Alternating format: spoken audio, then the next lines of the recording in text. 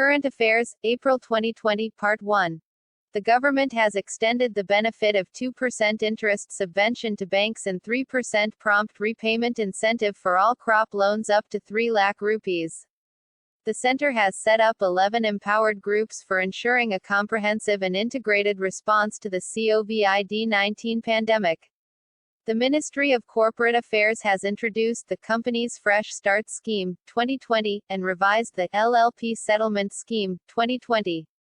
The central government slashed interest rates on PPF 7.1% from 7.9%, NSC 6.8% from 7.9%, KVP 6.9% from 7.6%, Sukanya Samriddhi accounts 7.6% from 8.4%, term deposits 1 to 3 years 5.5% from 6.9%, senior citizen savings 7.4% from 8.6%. The center has defined new domicile rule for J&K. A person residing in J&K for at least 15 years or has studied for a period of 7 years and appeared in class 10th or 12th examination in an educational institution located in the Union Territory of J&K. Over 500 officials from TRIFED have unleashed the power of webinars to keep in touch with each other and showed the way, work from home. GST collections for March 2020 stood at 97,597 crore rupees. CGST stood at 19,183 crore rupees, SGST at 25,601 crore rupees and IGST is 44,508 crore rupees. The center released 17,287 crore rupees to different states to enhance their financial resources to fight against the COVID-19 pandemic. The Ministry of Information and Broadcasting set up a dedicated Twitter account is named #IndiaFightsCorona and uses the handle at COVID News by MIB about news and updates for COVID-19. President Ram Nath Kovind and PM Narendra Modi exchanged messages of felicitations with their Chinese counterparts on the occasion of the 70th anniversary of the establishment of diplomatic relations between the two countries. The Indian government launched Arogya Setu, mobile application that will surveillance citizens and notifies them if they are at the risk of infecting the novel COVID-19. The government's net direct tax collections have missed the downward revised target for 2019-20 by 1.42 lakh rupees crore at 10.27 lakh rupees crore, a decline of over 8% from previous year's receipts. The center has decided to use geofencing app to locate COVID-19 quarantine violators. The Government of India's Department of Science and Technology approved setting up of a Centre for Augmenting War with COVID-19 Health Crisis, CAWACH, at a total cost of 56 crore rupees. Minister of State Human Resource Development and IT, Sanjay Dodar launched Hack the Crisis, India, an online hackathon to find working solutions for overcoming COVID-19. Union HRD Minister launched MHRD AICTE COVID-19 Student Helpline portal developed by AICTE to provide help and support to students have been facing difficulties due to closure of colleges and hostels. The country's foreign exchange reserves surged by $5.65 billion United States dollars to $475.56 billion United States dollars, helped by an increase in foreign currency assets, according to the latest data from the RBI. The Union Cabinet promulgated an ordinance to reduce the salaries of all MPs including PM and Cabinet by 30% for 1 year and also approved the temporary suspension of the MPLAD fund during 2020-21 and 2021-22. Union Health Minister Dr. Harsh Vardhan has said that more than 50 crore poor and vulnerable citizens will be eligible for free COVID-19 testing and treatment under Ayushman Bharat Pradhan Mantri Jan Arogya Yojana PMJAY. The government relaxed export curbs on 24 pharma ingredients and medicines, including vitamin B1, B6 and B12. The Jharkhand government has launched PRAGYAAM app to issue e-passes to everyone associated with the delivery of essential services. Nagaland CM Nayfiu Rio launched the self-declaration COVID-19 official app, which is seen as crucial in tracking and surveillance of high-risk cases, thus preventing the spread of the virus in the community. Andhra Pradesh government has initiated YSR Pension Kanuka, a doorstep pension delivery scheme across the state, under which various welfare pensions is being delivered at the doorstep of the pensioners. The Odisha government in collaboration with the UNICEF has launched Mo Pratibha, My Talent, an online cultural competition among children to keep them engaged at home during the lockdown period. The Ernakulam district authorities, in conjunction with the State Health Department, unveiled a walk-and-sample kiosk WISK model through which health workers can take swab or blood samples from a potentially positive person within 2 minutes for COVID-19 test. A unique disinfectant named V-Safe Tunnel was installed at the Telangana Director General of Police's office to sanitize people within 20 seconds from any possible bacteria and other microbes. Delhi Chief Minister Arvind Kejriwal announced a 5T plan to stop the spread of the COVID-19. The 5T plan includes testing, tracing, treatment, teamwork and tracking. Chief Minister Naveen Patnaik has been conferred with Hero to Animals Award by Animal Rights Body People for the Ethical Treatment of Animals PETA, India. The Telangana government launched a dedicated website to counter misinformation about the spread of COVID-19 in the state. The website, https://factcheck.telangana.gov.in, debunks false claims that are widely circulated on social media. The U.S. Food and Drug Administration has approved the use of plasma from recovered patients to treat people who are critically ill with COVID-19. Abbott has received the United States Food and Drug Administration's emergency use authorization for its rapid, portable, point-of-care molecular test for the detection of novel COVID-19. Moody's Investors Service changed the outlook for the Indian banking system to negative from stable. The World Bank approved $1 billion India's COVID-19 Emergency Response and Health Systems Preparedness Project to help India prevent, detect, and respond to the COVID-19 pandemic. Fitch Ratings said it has slashed India's growth forecast for FY21 to a 30-year low of 2%, from 5.1% projected earlier. The United Nations General Assembly has unanimously adopted Global Solidarity to Fight the Coronavirus Disease 2019, COVID-19, a resolution, co-sponsored by 188 nations including India, on COVID-19. The Asian Development Bank has projected India growth to slow down to 4% for the financial year 2020-21. Following PSU Bank's announced deferment of EMI payments on loans for 3 months, SBI, PNB, Bank of Baroda, Union Bank of India, IDBI Bank, Canara Bank, Syndicate Bank, Indian Overseas Bank, Indian Bank, UCO Bank, Central Bank of India. SEBI imposed 1 crore rupees penalty on 2 promoter entities of Yes Bank Limited, namely, Morgan Credits Limited and Yes Capital, India Private Limited. Canara Bank said Krishnan S. has become its executive director post its merger with Syndicate Bank. PhonePe has announced the launch of a unique COVID-19 hospitalization insurance policy called Corona Care.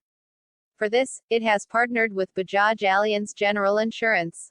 RBI has decided to shorten trading hours for foreign exchange and money markets products. The shortened hours, from 10 a.m. to 2 p.m., will be in place from April 7 to 17. RBI announced the third targeted LTRO on April 7 for 25,000 crore rupees. The RBI has decided to increase the Ways and Means advances limit for state governments and union territories by 30% till September 30. ICICI Securities is partnering with IIM Bangalore's Startup Hub NSRCEL to support startups in the fintech space through a structured program.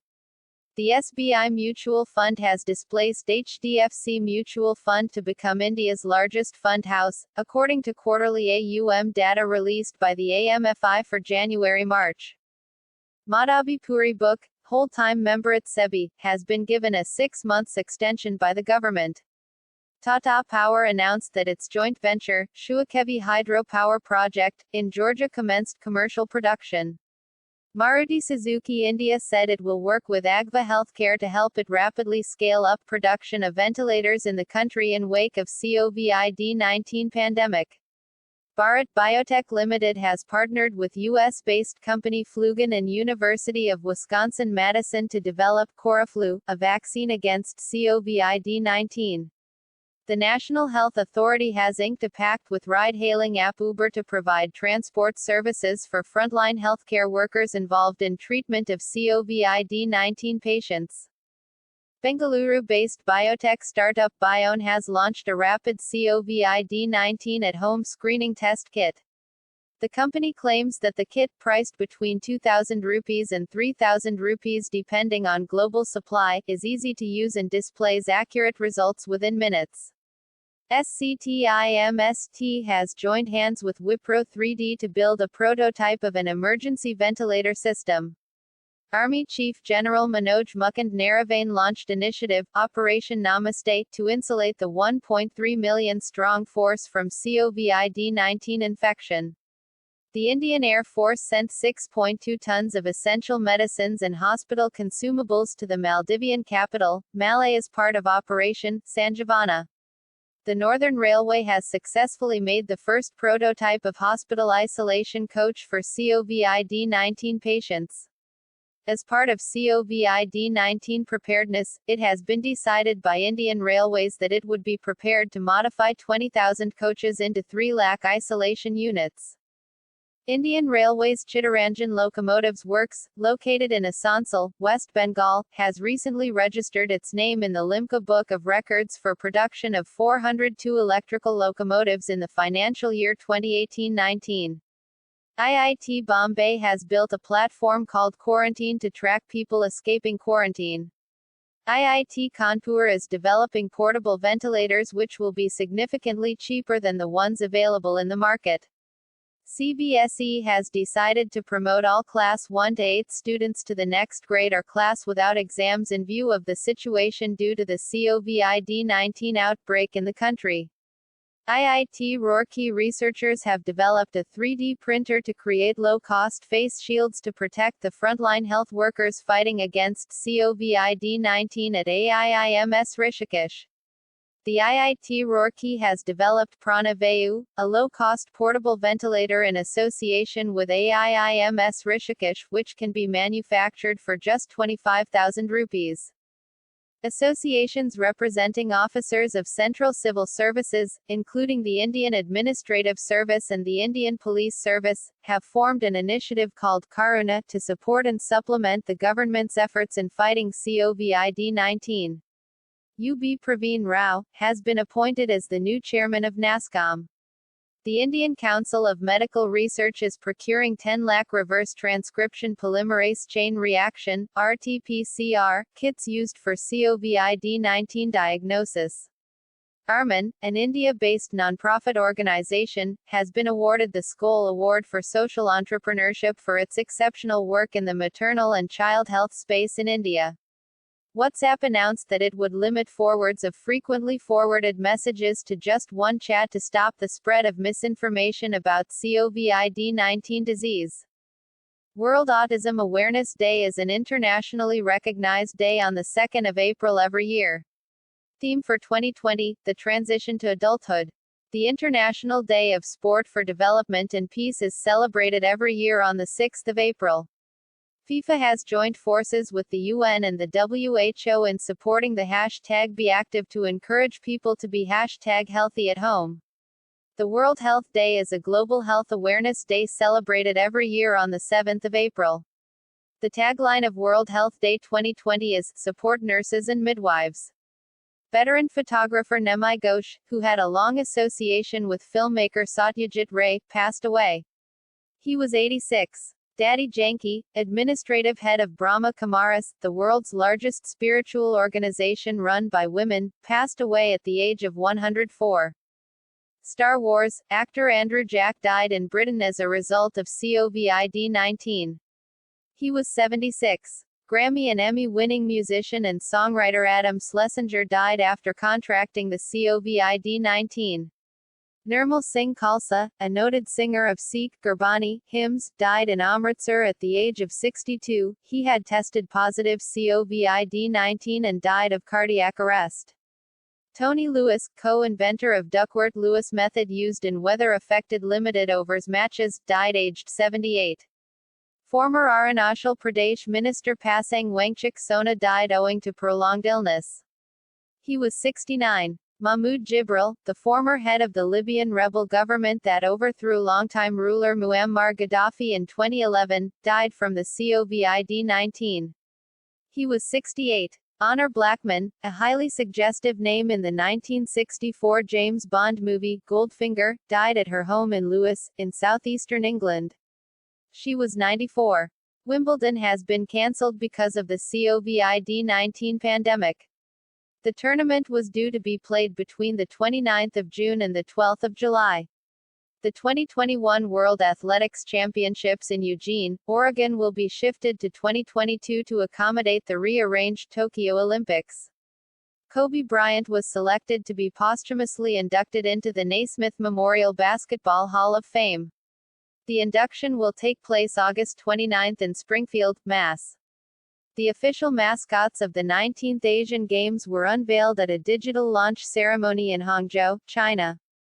The three robots, which are going to be the mascots for the 2022 Hangzhou Asian Games, are collectively known as the Smart Triplets. IMFSP of the IWF has imposed disciplinary sanctions on Thailand and Malaysia and banned both the countries from participating in weightlifting events at the Tokyo Olympics because of multiple doping offenses.